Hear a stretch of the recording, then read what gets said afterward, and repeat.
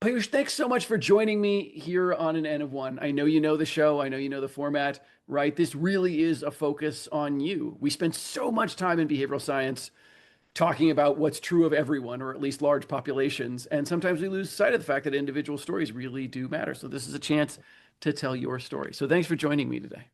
Thank you for having me. So I want to go all the way back, as we traditionally do, and I want to talk about like 7-year-old you, 6, 7, like you're entering elementary school, you're going to, for the first time into this sort of educational environment. Like, what did you want to be when you grew up at that time in your life? I was a tinkerer. I loved my Legos. I loved taking things apart and putting them back together. So I think the first idea in my head was to be a mechanical engineer. I liked cars. I wanted to design them. And I think that was because someone got me a Lego that where you build a car and actually had a motor and actually ran and would then modify the thing and build other things. So that's what I started with all the way back then. Did you have mechanical engineers in your life that sort of, No, I don't think so. Like distant cousins and so on. Like it was a thing, but I grew up in India, so engineering, medicine, these are respected professions. Like if you want to study something, then they're considered useful. Well, I grew up in a business family, but a lot of people had studied engineering, but then gone into the family business. and when you went off to school, did your school preferences kind of reflect that sort of mathy, engineering-y kind of? Yeah, I think the school is in schooling in Mumbai, where I grew up. It's pretty heavy on science, but it also covers everything else. And I liked those subjects. I was good at them. So I was good at math, and that helped. Mostly, I think it was my parents encouraged me with whatever interests I had. So I was lucky enough to have access to something like a Lego growing up in India in the late 70s and 80s, where anything from the West was very expensive and difficult to get. Like there were family members who were privileged enough to travel abroad, and they could bring me things like that I could play with. Got it. So was there a topic in school that you were like, oh man, this is not me? Let's see. Yeah, I don't think I enjoyed the languages much. Um, yeah, that's really the main one. The humanities, like history, geography, and so on, were slightly boring, but the languages, the ones I didn't like. And I think that's because I wasn't good at creative writing. Hmm. I'm like I could do the grammar stuff in school, but the creative writing part always felt challenging. At least the way it was done in India. And that's ironic because now I enjoy writing, and I don't do creative writing, but I do enjoy any nonfiction writing that I do. Well, I mean, that's part of growing, right? Is we find these Yeah. pieces. I mean, so talk to me about as you got older, as you started if we fast forward to like high school, is it that same mechanical engineering sort of mathy kind of place? No, there's always a base of engineering, so I switched over to doing a lot of playing with computers and electronics and so on. My stepdad got me involved with that, so I would build little circuits and solder components and do things like that. So that element was there, but I also developed a deep interest in psychology at that age. Hmm. Uh, Now, funnily, just I don't know, the things people gave me to read were more in the clinical psych realm. So I was reading like Freud and that type of thing back then. But fundamentally, I was interested in human behavior, but I was also interested in the engineering mindset of building things and tinkering. Career-wise, I had an uncle who was a management consultant, and he had a PhD from Harvard Business School, and he would always talk about that. So, consulting kind of got into my head, I think around eighth or ninth grade. Like, this is great. I like solving problems. I want to do this, for other people. I want to do, solve different problems. I don't want to keep working on the same one forever. People paid him a lot of money and would always talk about that. Like, this sounds great. Yeah, So, get money, solve problems. yeah, All right. yeah, it's so great. Like, cool problems. He was a bit of a show off. He would talk about how people just, like lined up out the door trying to get him to give a talk or whatever. I liked all those aspects. So I thought I would become a management consultant. But then I had this pathway in my head that I would need to develop some expertise first. That's right. I would go to school. I'd probably study engineering, maybe computer science, and then go to business school. I think then maybe I could be a consultant when I would have this mix of skills. That was my, teenage kind of naive pathway. I mean, I mean, more realistic than many, you ask a lot of teenagers, they want to be TikTok stars. So I'm not sure, like, Yeah. I don't know, that sounds like a fairly reasonable pathway. Develop an expertise, go to Yeah. business school, become a management consultant. Like Yeah. that Yeah. sounds Yeah, I not. mean, I'm old enough that I barely had a TV, so let alone TikTok. But, Yes, it's interesting. I wonder what the TikTok, I guess I'm going to be a rock star on MTV, maybe, yeah, is the equivalent sort of um, unrealistic thing. So you have this in your mind. All right, I'm going to go to engineering. I'm going to yeah. become an expert. I'm going to go to business school. Off we go. Where's the first inkling, as you start to do electronics, right? And then, you go off to Wharton and get your econ degree.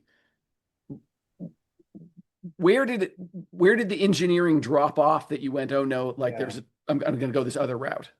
So when I got into Penn and I applied only to engineering programs. So I got into Penn just for engineering. Uh, and it was after the first year that I applied for the dual degree program because I started to find the engineering boring when formalized. Ooh, It was fun double when it click was a on that. Like, hobby. what did that mean? So that meant like, and maybe this was a function of how the classes were structured. They weren't very experiential for the most part, especially the intro classes. A lot of theory. I could program better than the professor in the C++ intro class because they had switched from Pascal to C or whatever in the curriculum, so the poor professor was still learning it. I had been programming C for several years at that point by the time I got to college.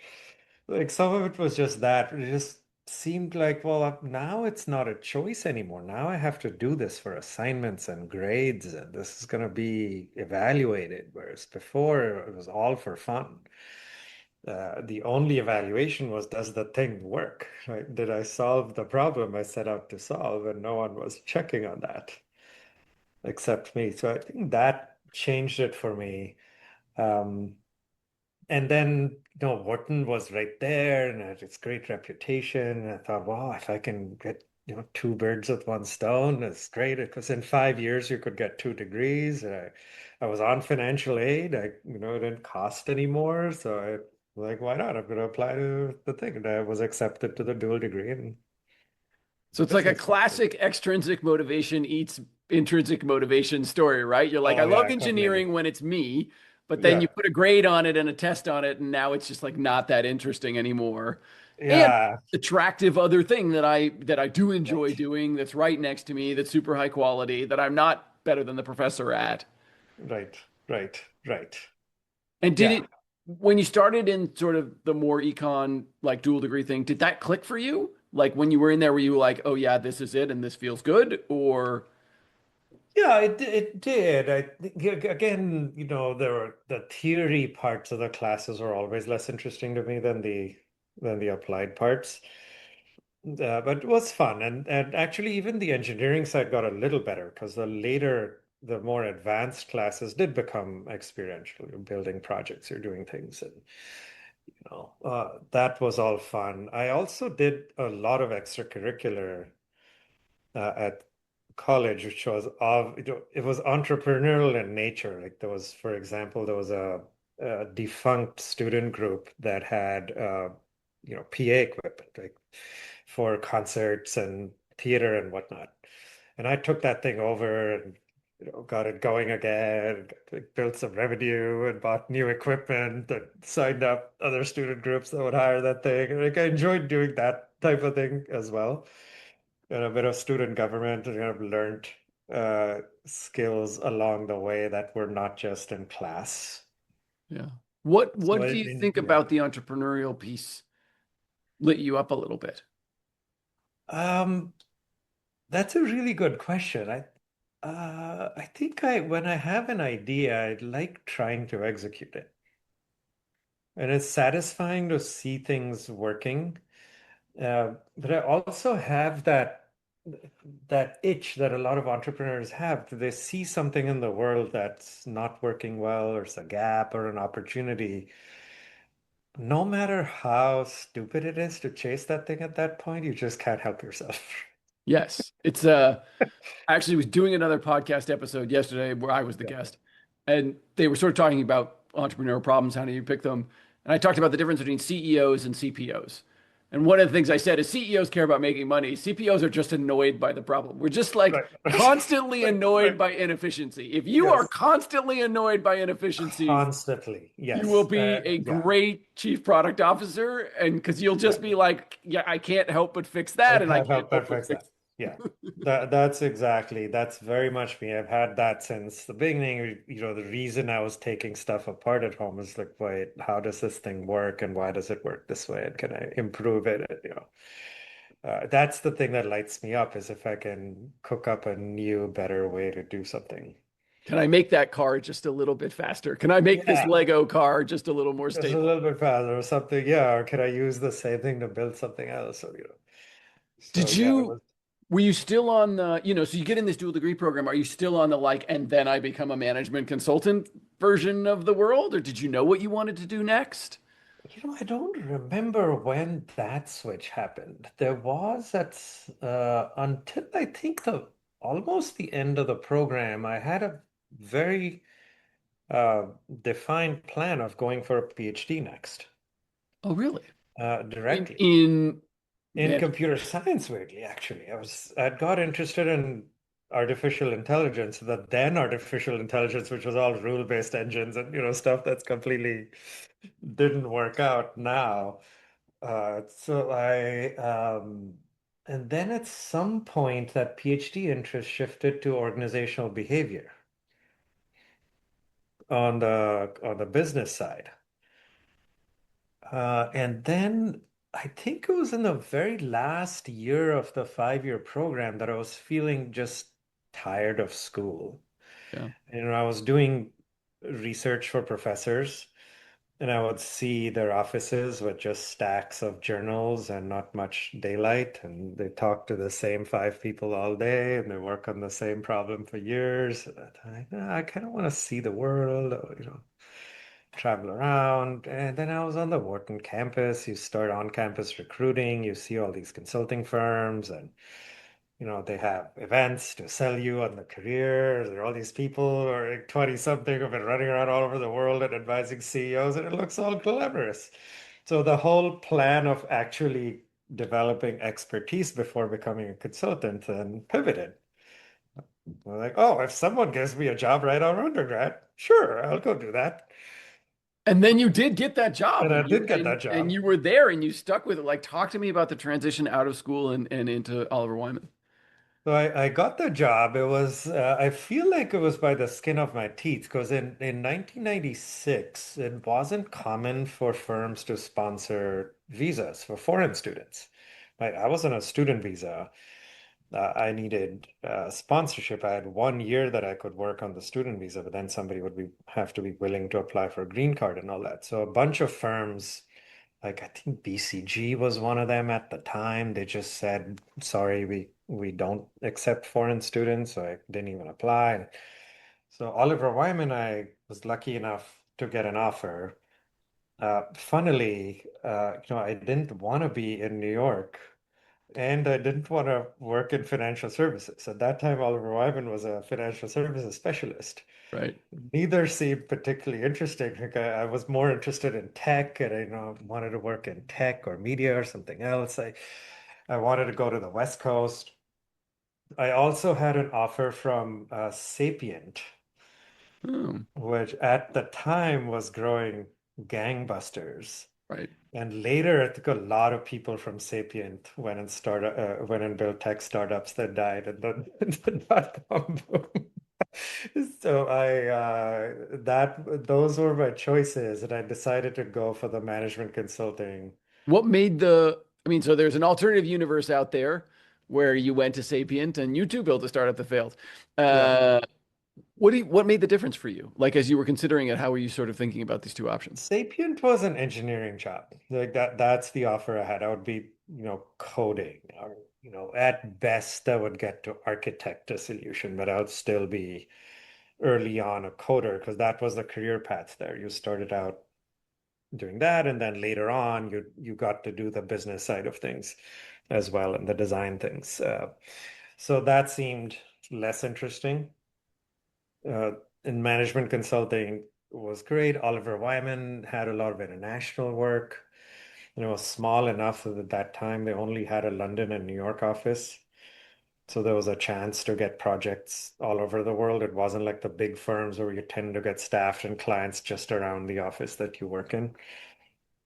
It had a really good reputation of having really smart people. And I kind of got along with everyone who was there because they were a little nerdy. And I was still, I'm still nerdy, but I was even nerdier then. As your friend, I will testify you're still Yeah. nerdy. So I don't know that that has changed Exactly. that much, but Yeah, but believe it or not, I was even nerdier. So yeah, yeah, I I, fit with I can Oliver hear Wyman. that. I mean, there was a period of my life when I was choosing between Google and Microsoft and sort of ended up, part of it's just a vibe check. These Microsoft Yeah, people seem more my kind of nerds. right, Um, right. They're not in Silicon Valley. They're not, right. they're a little more family oriented, et cetera. So you do make choices based on those sort of vibesy things. When you got there and started working on it, you'd had this long buildup, right? Because you were Yeah, six and you thought yeah. management consulting, Yes, right? So you yeah, had yeah. this massive Long, long yeah. buildup and then you did it.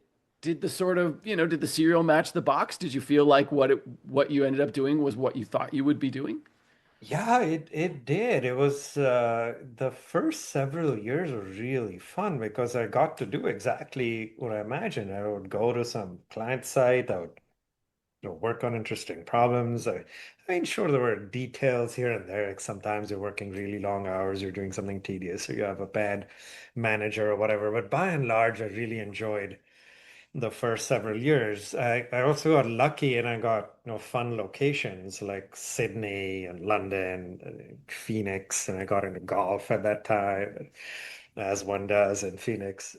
I was going to say, I'm not sure most people refer to Phoenix as an exciting location. Exciting location. Most people are not going, Yeah. London, Singapore, Phoenix. Yeah, but it was no, I like the outdoors. I enjoyed golf. I kind of like the Southwest. And so, yeah, what was nice about traveling with consulting then is you got these travel budgets and you could use it to go back to your home office or you could go anywhere else. And when I had long gigs, I would just give up my apartment in New York so I could just travel around and see friends. And yeah, it was so that part was also fun.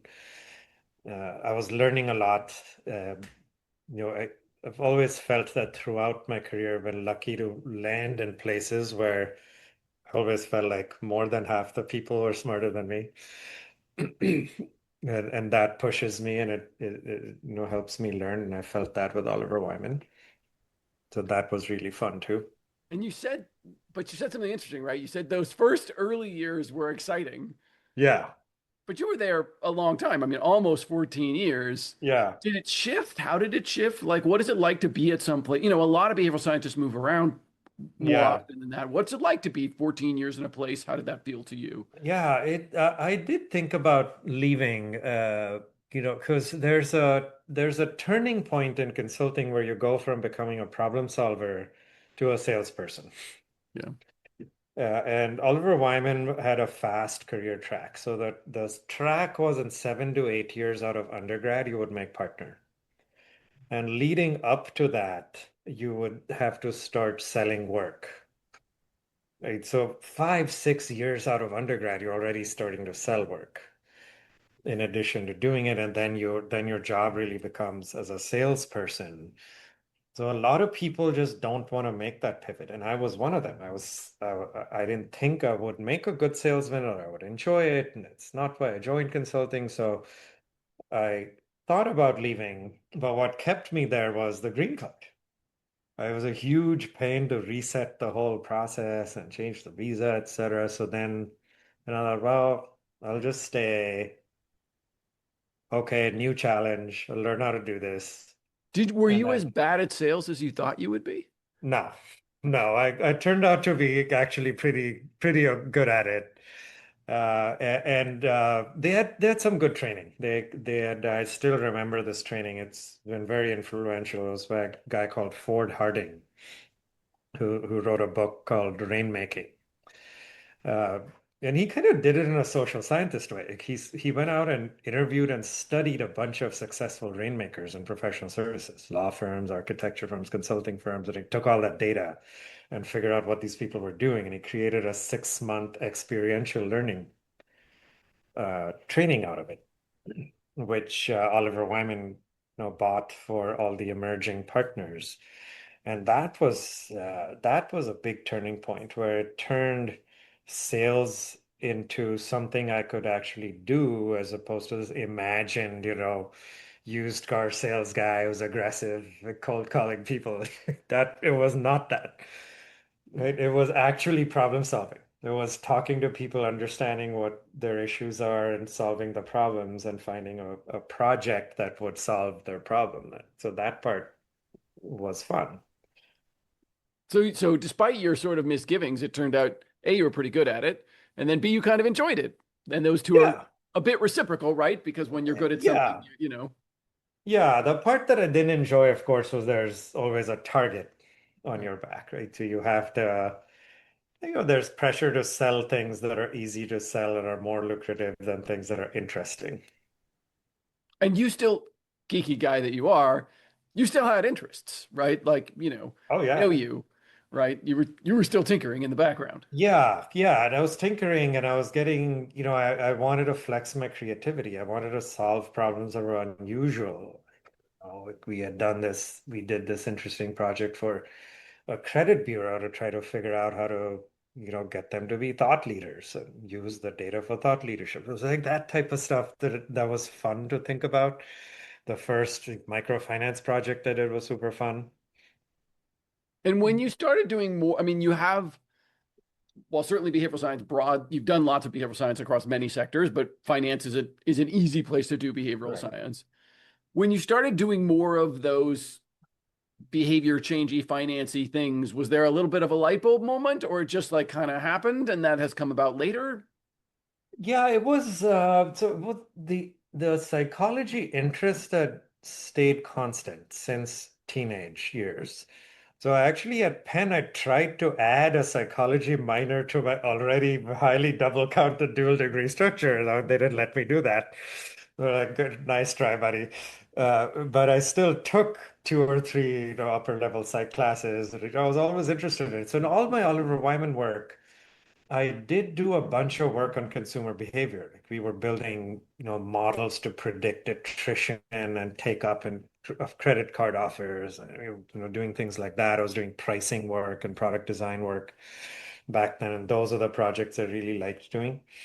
I was good at it. Then I found behavioral science because one of our clients had funded the Media Lab Mm. at MIT. So I heard about this thing. I'm like, what is the Media Lab? And I started looking at it. It's like, oh, this is cool. Like this combines psychology and economics and design and like all the stuff I like to do. And then I found the books, the first popular books, like Nudge had come out right around then. This is like 2008-ish, I think, 7, 8. Nudge had come out, Predictably Irrational had come out. I'd started to do some pro bono consulting in microfinance. I was also starting to think of, okay, what do I do next? I've been toying with the idea of going back for a PhD at that point. Why? So a Tell me lot of about things that went. because you do eventually kind of go back into the educational system. What what told you, hey, it might be time for me to go get more education? I when I once I made partner, at Oliver Wyman, I always had this plan that, okay, I will do this to mark success.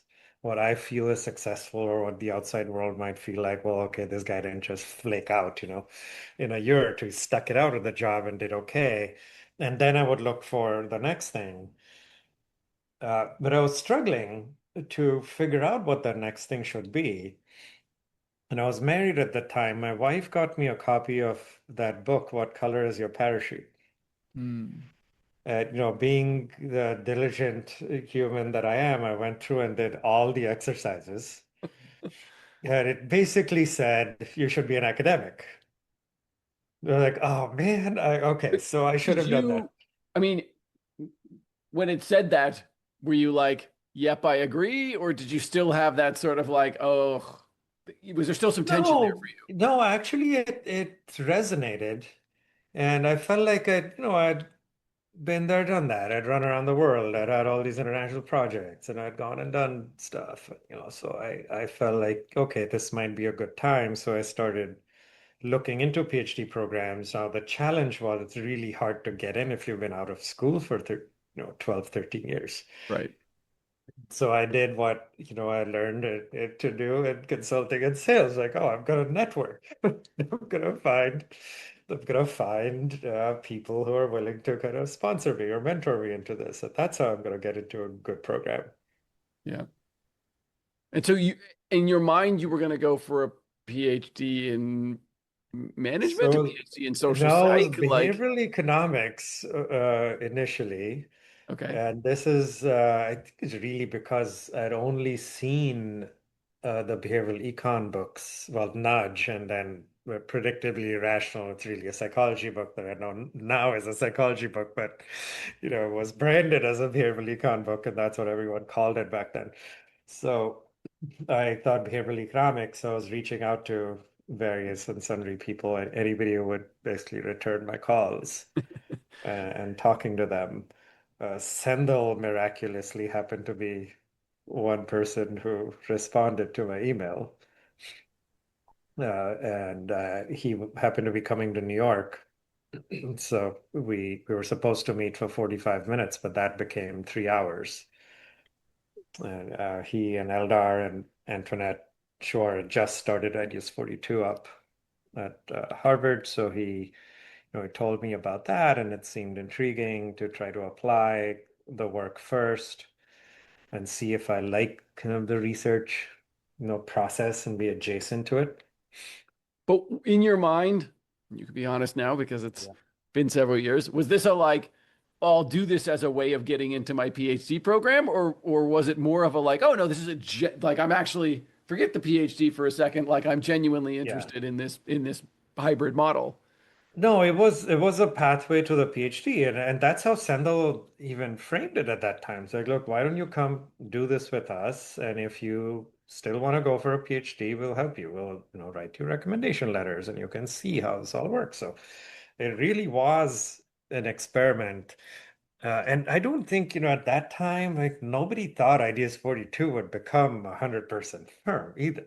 Like it was a little project embedded in one of the mega research centers at Harvard. There was a loose group of people involved. Like I became one of those people. Like, the first year I went part-time. So I went to Oliver Wyman and I said, hey, I want to do this thing. And as a partner, there was some flexibility. So I just dialed down client work and I spent half my time with Ideas 42. And did you, once you got in there, did you have a pretty immediate sense that like, oh, this is going to be bigger, or was there still a like, oh no, it's just we're playing around with this? Yeah, no, it felt very much like we're playing around with it. It felt like a collection of interesting projects. So the project was the unit. Like, oh, okay, there are these two, three, four big, cool projects we could do. Because at the time, we weren't doing the little, let's tweak this letter or email type project. We were doing big systems changey, complicated structural things. The financial crisis was in full swing. I had experience in that because I was the mortgage specialist at Oliver Wyman and knew the industry really well. So we started doing things in the, collections, foreclosure mitigation space, or very complex. we did this project with Fannie Mae. Like, we were doing these very difficult big things at the time. So it just felt like that's what we were going to do. But then when did you have a sense that it might be something more? Like where did the point turn where you went, oh, this might be there might be something here that's more firm like maybe than project like. Yeah, when did that start? I think, it was completely accidental. It was, I don't think there was a clear turning point. The demand was there. Everybody wanted to do behavioral science. The funding was coming in. The good quality people were joining. Now, the things that I did, I were, just I guess it was my script of how to build a how to build a professional services business. And, I was just applying what I'd seen at Oliver Wyman and learned there. So I spent a third of my time on recruiting, right? And I had this sense, okay, people are going to grow internally, and then that's how the place is going to grow, and they're going to get senior, then they're going to start new verticals, so they're going to bring in revenue for that, and so on. Like I was just kind of following that script. Hmm. And then it's so, you're following the story and at some point the story takes over. I mean, you do go Oh get yeah, it, you completely. do go get an advanced degree. It's not a, Yeah, yeah, yeah, not a yeah. PhD. Why the MPA? I had never gone back to grad school, and so I applied for it alongside the PhD applications as the possible alternative. And I got into then a psychology PhD program because by the time I applied, I didn't want to be an economist, and I didn't want to do the 2 years of rigorous kind of regular classical econ stuff. Psychology was more interesting, so I applied to psychology programs. I got in, but also got into the MPA, and then uh, that was a very tough decision. I was really, really close to going for the PhD. But it was going to be, psychology at Princeton, working with Eldar Shafir. Would have been incredible. Yeah. And to this day, I still often wonder, should I have done that? That would have been fun. It would have been fun. Do you think you still would have ended up coming back out into industry, or do you think there's a world in which, is there an alternative universe in there where you do stay in academia and you're more just of a professor? Yeah, I think I would have stayed in academia if I'd found a good place to land. In the end, the decision came down to a couple of things. One was that like how few spots there were Yeah. in academia where you could go and actually do interesting work. And the other was something that Antoinette Chouard told me at the time. And she said that, look, if you go for a PhD, we're going to completely dismantle your brain and reassemble it to think in a different way. And you will actually get worse at doing what you're really good at doing now, which is all the applied work. Right. And that scared me a little bit. Yeah. And I said, okay, I could become an academic, but ideally I would have wanted the best of both worlds, where I want to learn how to think like an academic and do that work, but also the applied. And so I didn't want to lose that. Uh, I also realized that I was getting a lot more attention from these top academics, building ideas 42 with them, and I was learning so much Right. that, yeah, okay, so I decided to just forego the credential. Yeah. There certainly comes a time if you're doing applied work where you start going, I don't know that I would want to do the other thing. And it is, I mean, at some point they are oppositional, right? Like Yeah, people often ask me to describe the difference, and I'm like, well, if you just take it to the Platonic ideal, a scientist would freeze the world in carbonite if they could, yes, completely. right? Because Right. they could study it Yeah, exactly as it is, right, right, in that moment. So they would love a superpower where they could snap their fingers and freeze everything and let them very close, right, and that's so fundamentally different than the, I want a dynamic system that right, changes and I want to fuck with that system and interact right. with that system. Yeah, completely. Like Totally the different. platonic ideal are so different for Yeah. what you would want Right. of a totally static system versus a dynamic system that there are certainly things the two can learn from each other. I don't want to say that academics can't be applied and applied people can't learn from academia, but they do at the highest possible level become fundamentally oppositional. Yeah, it's a totally different objective, and they're both very, very valuable. Right? It's just different. So yeah, the MPA felt like a good way to A1 take a break, but also learn about the social sector and government, which I knew nothing about. I came from private sector, but that all my work was now in Right. these other sectors. And to have a master's. I was around a lot of, you speak about social norms. I was around a lot of people with very advanced degrees and training and so on. It felt kind of undereducated. Yeah, I hear that for sure. So as you're getting the MPA, again, I'm going to go back to this. Like, at what point does I know you're just executing the script. You're like, I've seen consulting Yeah. companies, and I'm on the script, and I like at some point that story sort of rolls over the top of you, and it's the cart before the horse. Like, at what Yeah. point do you feel like it took on its own energy that you were then accidentally found yourself in charge of, but really a quite Uh, large I think consultancy? when it hit about 30 people, and we started to hire or grow people into senior roles who were doing things also. So that plus the advent of just doing these smaller nudge type projects. Hmm. Right. When we first did our strategy retreat, the first ever strategy retreat for Ideas 42 that I organized to figure out, well, what did we really want to build here? At that retreat, all of the co-founders and academics who were involved said, oh no, we don't want to do these small experiments. We want to change the world. We want to do big system stuff. Okay, like that's what we started building towards. But then, those are really hard. Mostly they would fail. Yeah, At that time, the BIT came along and started to show that you could do these small things and they have a fair bit of impact. yeah, And they were exciting. So we started doing more of that. And with that came hiring more people and growth. And then it suddenly sort of took a life of its own.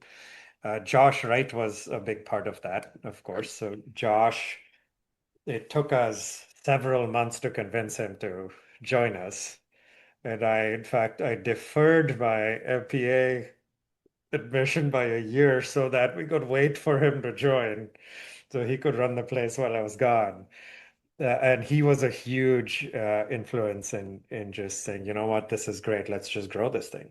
And if we grow this thing, we can build better infrastructure and everything will just work better. So we started doing that. Yeah, I mean, there is a little bit of going back to the academic versus sort of applied, you know. Uh, I often, as a boxer and martial artist, like I always compare it to like Chinese martial arts versus Japanese martial arts. Like Japanese martial arts are like with a perfectly, the sharpest possible blade, I will make one perfect cut, right? And I Right. will like kill you with one perfect cut, right? Chinese martial arts are like, I will hit you 1,000 times really light, and maybe one of them will do something. But we got a lot, but even like, you know, Chinese swords are like flimsy. You can stamp out 1 million of them, right? Because we just got Ah, nothing but people, right? People is our greatest resource. Japan has tiny interesting. population, right? Yeah. Highly skilled warriors. China's Yeah. like, I got 1 million people. I'm gonna make swords that wobble. Interesting. And, I and didn't know that actually. I did some karate when I was a teenager. Yeah, my mentality is very much the Japanese of perfection. I think that's Josh was like that too. Like he was a growth guy, but he's also perfectionist yeah. and very self-critical on that. So we built Ideas 42 in that perfect sword kind of way. We But don't then want to just hire people willy-nilly and throw them at problems and see what happens. But then, to your point, you start taking on some of these smaller things. It does become a little bit of an army. It does become a much Yeah, bigger, despite all of your, the academics wanting to do big yeah, things and you and Josh sort of being perfectionists, like, right. the moment sort of rose to meet you. Uh, Yeah, did you were at Ideas for You even longer than you were at Oliver yeah. Wyman. How did it, you know, were there moments where you were like, ugh, I got to step away. This is not the right thing. Like, or did it, the cart had momentum and you were just in the cart and it felt like it was running away with you. It was mostly good. I think when it started around 2017 or 18, when it was probably at that time, highest growth. Maybe we were peaking at size. I think we were getting close to 100 people at that time. At that stage, I was feeling mostly tired. So it wasn't not fun. I was just tired because there was a lot to do. And I was frustrated with the nonprofit funding model Yeah. mainly. It was mostly that. There was just never any flexible capital to do anything. Right. Yeah. So I was spending a lot of time just moving numbers around and tracking exactly, go, this grant is paying for that, and this grant is paying for this. And, it was very difficult to run the business. So I was tired of that. At that stage, I also started realizing that what I enjoy is building, but not operating. Right.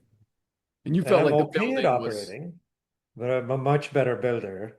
And maybe someone else who's better at operating and growing from that stage should take over. So I stepped down and created the Chief Innovation Officer role. Josh agreed to take the Executive Director role alone at that point. And I thought what I could do with the role is focus more on the work and thought leadership, doing interesting things. But again, we didn't have the financial slack for it. So I still ended up going out and raising money and building a portfolio and so on. Josh, of course, quickly got tired being the solo operator. He also realized that he liked building more yeah. than growing and operating. Well, and it is a Ideas 42 is not the only place that has had the struggle. BIT is another good example of a place where, like, at some point you have to figure out essentially a private sector model in order to be able to scale Yeah, effectively, just because yeah, the public sector funding timelines and requirements and yeah, are really onerous. And so you have to yeah, sort of figure out how you can get the slack capital, which, yeah. that private sector is so much better at. Yeah, we started thinking about this problem way back when. I want to say 2014, 15. I'm sure if I go back to strategy decks, we're going to see those options there. We just couldn't land on something everyone was happy with. Yeah. How do we pivot the thing? And because we were trying to do this at a time when the thing was kind of growing on its own, it was even harder Yeah. because you don't have a burning platform. It's Right. very easy to just ride the wave, you know, even though we knew this wave is going to crash. Well, and to your point, you also had a reputation, right? Like people thought of Yeah, Ideas 42 in a very particular way. It was like, hey, if you want to do something for profit, you're going to go to Cowrie or Rational Labs or, somewhere right. that has a little more of a for-profit bent. And then if you're going to go to somewhere nonprofit, you're going to go to Ideas 42 or BIT, and these are seen as very split worlds. I think Yes. even now, I think it's, people think of Ideas 42 and BIT more as the public sector. Yes, they are. Yeah, private sector consulting was the least attractive of the options because we had all done it before. We didn't really think that in the end we would add that much value to private sector because private sector always had marketing people and product design people and UX people and so on, whereas the public sector had none of those functions, Right. which is why in hindsight, I think behavioral science was such a good value add in those sectors. We were thinking more the fundamental business model of it being a consulting firm or technical assistance provider. That was not going to last and didn't make sense as a long-term business model. So we were thinking of things like, well, do we, combine this with tech development or web development, or do we combine this with direct service provision? So we were thinking of embedded business models where behavioral science gets embedded into something that's already out there in the world and happening. We just didn't end up building any of that, Yeah. except the nudge units, Right. which did very well. Which did Yeah, very well. right. And continue to do well. The New York City one, as far as I know, is still going. Yeah. Talk to me a little bit about deciding to step away from something and how you know it's time. It's Yeah, time to say I think I goodbye. stayed longer than I should have.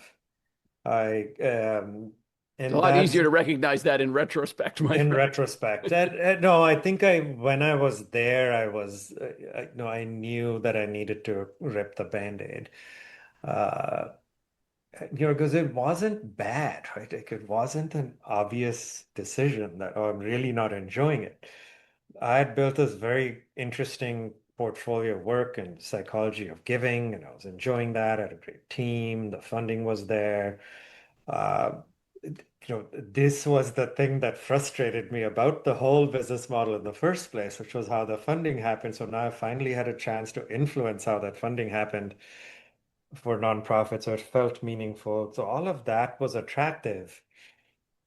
But the turning point was when Josh said that he wanted to leave.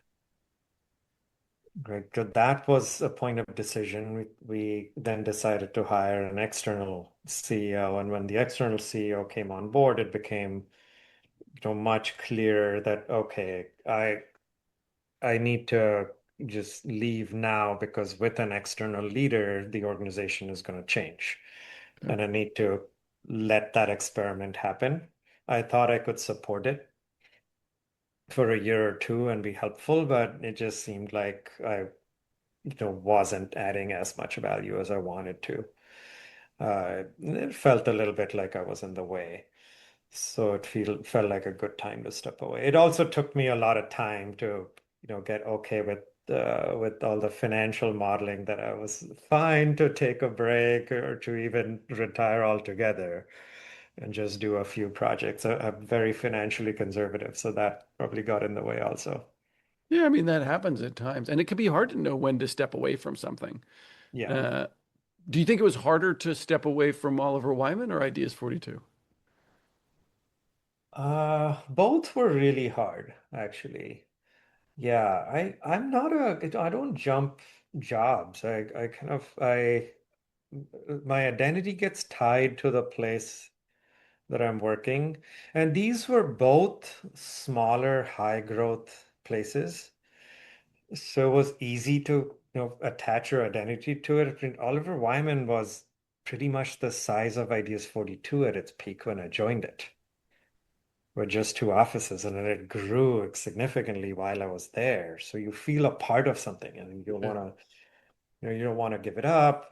That size of a firm, you have a lot of agency, which makes for a really good, intellectual portfolio work, but also work-life balance. You can dial up and down all of that stuff. So It's a yeah, little like both. having tenure. You're like, I'm in this sort of paradox of good enough.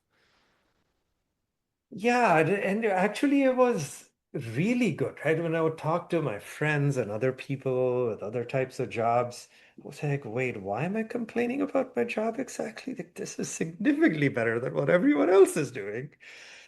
So it really was just, mismatch maybe at that time of what my motivation was. And with both of these careers, fatigue was a big factor. Hmm. Think I just needed a break. In both cases, I could have taken a break and gone back, and it would have been fine. Right. But then that creates that natural breaking point, which does let you think about new things. What kind of things, I mean, as you've taken this break, it hasn't been that long, it's been Yeah. only just a year. Yeah. What kind of things do you find yourself gravitating towards? When I took the break, I was trying to do nothing. Everyone had advised me, Don't jump in too fast." It took me 2 months for a Monday to feel like a Sunday. For my brain to just adjust that I don't have to get up and check my email and do something. Yeah. Then, yeah, then it was nice to have a break. I I did start to feel like my brain was, craving learning and the curiosity was coming up and so on. So I started spending a lot of time, learning more about AI and playing around with vibe coding and so on. So just learning the tools. Like I needed to exercise the muscles. And then I wanted to do a mix of, some research, some consulting. So actually, what I always wanted to do, like a little bit of academic style thinking, but then a little bit of applied thinking. Right, that's the portfolio that would have been ideal for me. So I was, you know, chatting with friends in both areas to see what something would come up. But the very, very clear criterion I had was I'm only going to work with people I really like and respect. Right. And I'm just going to maximize intellectual satisfaction because I didn't feel the need to make a ton of money. I didn't feel the need to prove myself or prove anything. I felt very satisfied with the impact that Ideas 42 had had and what I built there. Uh, so yeah, I was just calling like a very select group of people. And that's how the fifth third role came about. So it was initially going to be a consulting project around some of their social impact projects. And then it just, seemed easier on many levels for me to join the team part-time, just be on payroll as opposed to being a contractor. Right. In part, just with a regulated institution, it's much, much easier to be inside and have access to Yes. data and all that good stuff. 100%. From a compliant perspective. But I think Yeah. that's something we do, we've done enough of these. I think we're 50 something interviews or something. You know, when people achieve a measure of financial success, I think a lot of behavioral scientists pivot to, and I would just want to work with the people I like working with. Yeah. Right. Yeah. One of the necessities of behavioral science is that in order to be effective, you have to spend a lot of time with people who, you're going to re-explain the same concept 800 million times, and Right. you're going to, do this thing Yeah. 800 million, you're Yeah. just going to spend a lot of time with people where you're trying to pull up, pull up, Right. pull up, pull up, pull up. Right. And I do think to your point, that gets really exhausting. I mean, you can just Yeah. get to a point where you're just like, I'm just burnt out on explaining this, Yeah. you Yeah, know. you learn, I think somewhere you learn a pattern that if you're working with good people and people you like, good things happen. Yeah. You're just going to multiply your output. Yeah. And I'm finding that with Fifth Third. I mean, the team is incredible there. So, it turns out that my friend Tim Spence, the CEO there, wasn't just asking me to join for compliance ease. He probably had a sense that me being part of the team would just multiply what I could do, that, being a contractor. Because I'm not sitting on the sidelines writing decks and then going and presenting them.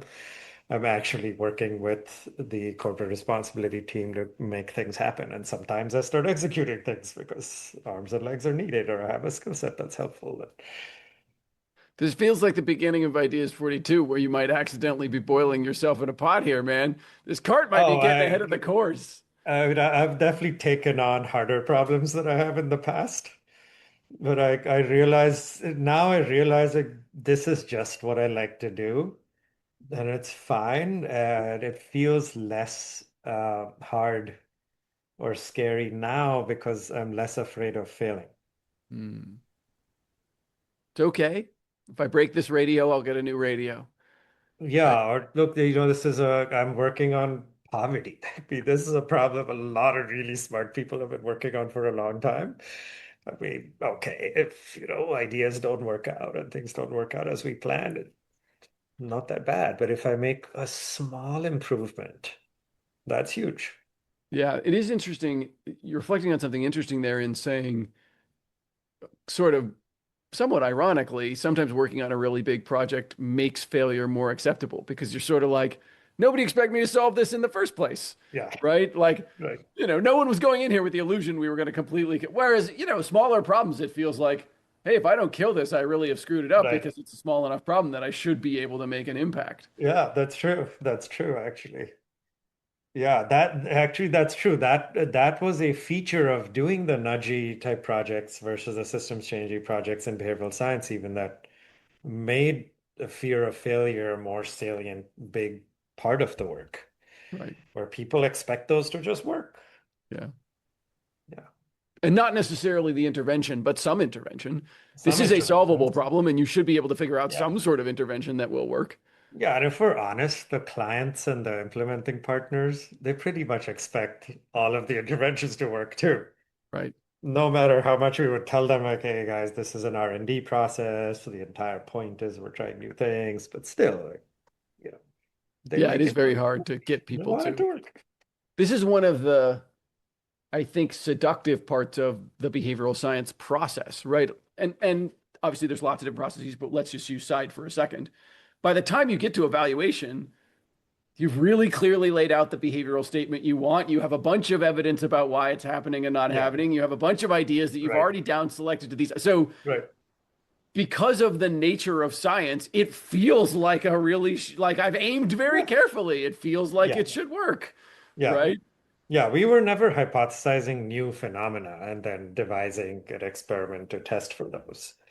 Right. Katie Milkman once told me that it takes 50 attempts to find one thing that works. And that's of the ratio in science. We weren't doing that. We were taking stuff that's already worked, as you said, and really just adapting it to a different context.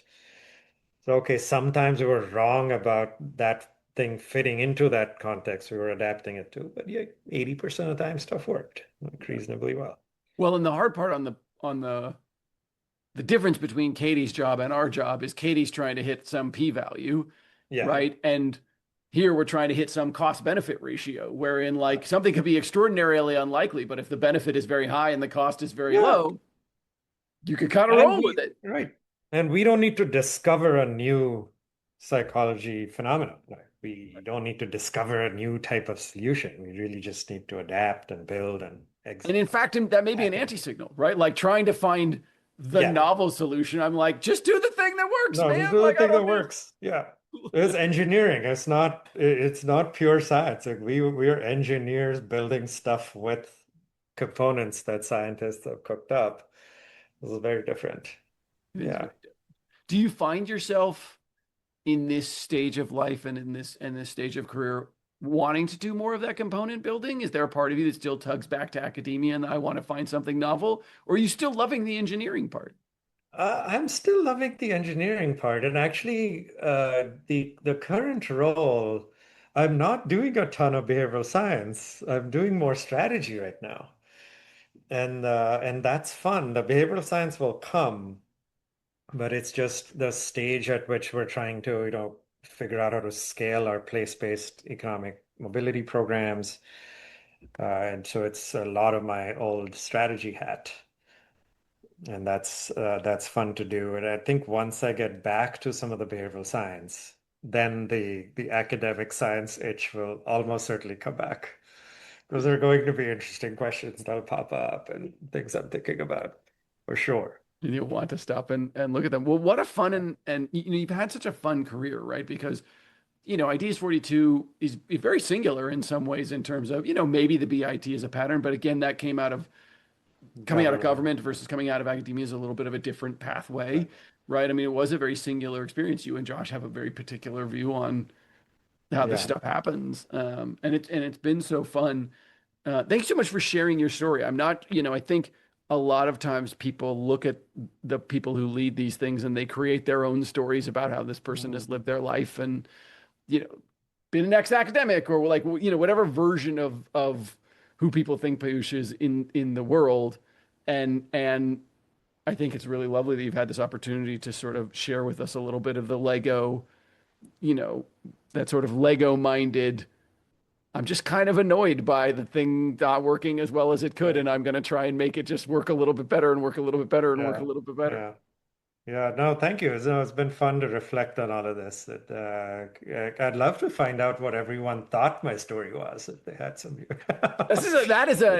We've never done that on the show, but we an interesting like experiment to get particularly people who are more junior in the field or younger in the field to what do you think Matt's like? What do you think Piyush is like? Because I Yeah, don't right. think people often, we all know because we hang out, right? We've all Yeah, yeah, right, totally. had drinks and been backstage and, done the things. We Yeah, all we've know each other. all been building all of this together in so many ways. Like that was another piece I always was very, very focused on is I wanted to build a community here. I didn't want to compete with people.